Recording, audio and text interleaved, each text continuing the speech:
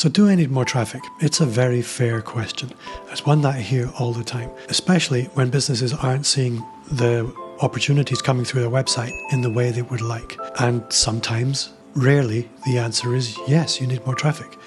But more often than not, I see smart business owners who, when it comes to building their websites, completely disregard all the rules of selling and build a website that's essentially working directly against human nature. So I want to make sure you're not one of those people first. So what I'm about to explain can be applied to pretty much any business.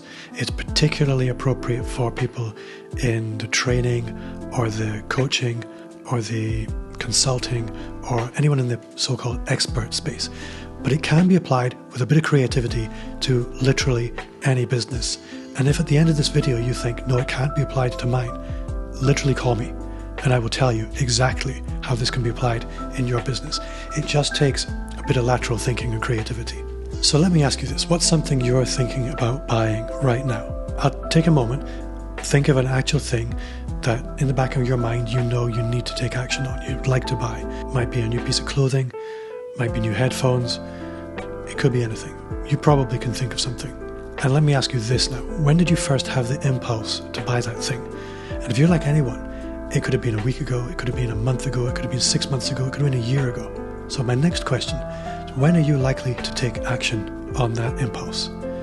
And again, if you're like most people, you're not ready to take action on that impulse. The desire still has to build, something has to happen to tip you over the edge into buying mode.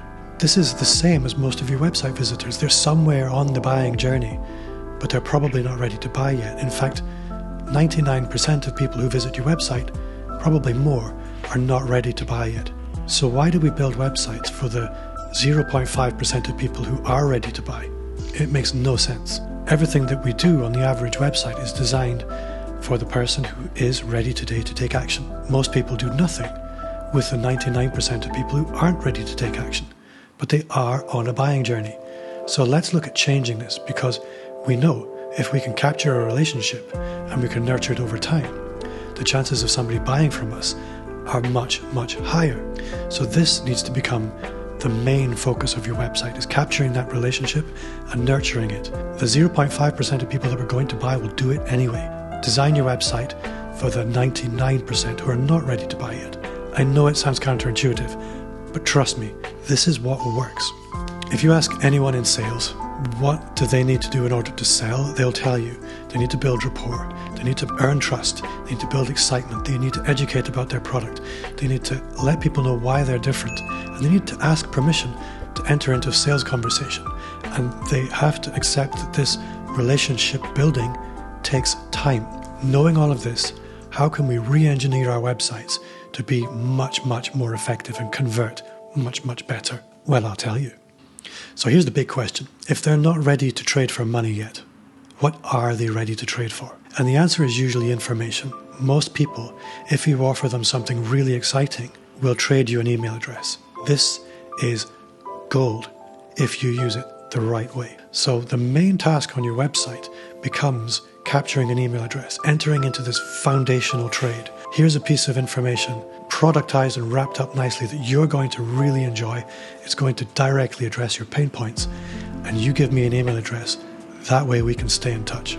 This is how it works. On any really high-performing website, if you look at any of the top coaches, consultants, experts anywhere in the world, you'll see their website's designed, yes, to sell product, but the first top priority on that website is going to be capturing your email address in such a way that you feel you've been served, that you feel you've had great value for your information. So this is what we want to establish in your website. Because here's the thing, if you have an email address, you now own a relationship.